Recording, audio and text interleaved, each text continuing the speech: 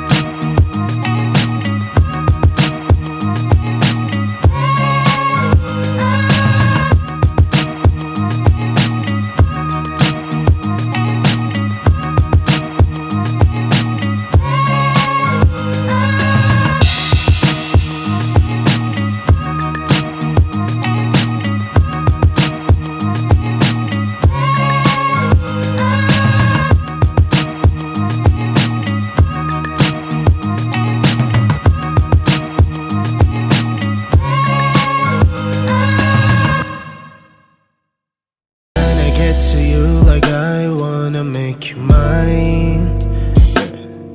I'm just spending all my thoughts on you like I need you now. I'm just trying to get to you like I wanna make you mine. Yeah, I'm just spending all my thoughts on you like I need you now. Mary Jane, please love me. Mary Jane, please hurt me.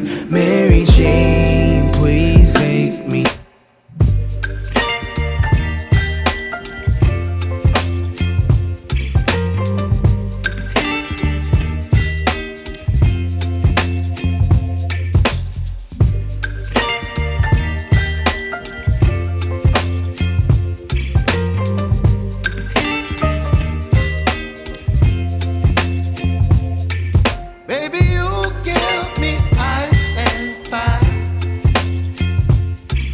giving me wind and rain. You're some kind of butterfly. Baby, you give me midnight. You whip up my appetite. Don't leave me here high and dry. Oh, well, I don't wanna jinx it, baby, and twist myself at the spine. Don't wanna overthink it, baby. It's just twist your body and mine. Baby, you give me ice and fire. You're giving me wind and rain. You're some kind of butterfly. Baby, you give me midnight. You whip up my appetite. Don't leave me here high and dry. Oh, but I don't wanna jinx it, baby. Let's not get ahead of mine.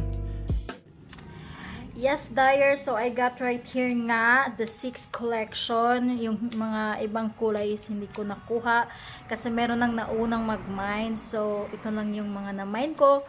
The 6 pieces of the collection. Of course, I'll give this collection or this formulation or this lipstick a thumbs up. Kasi gustong-gusto ko sila. And yung himahilig ako sa mga nudes. And more on nudes yung mga lipstick nito.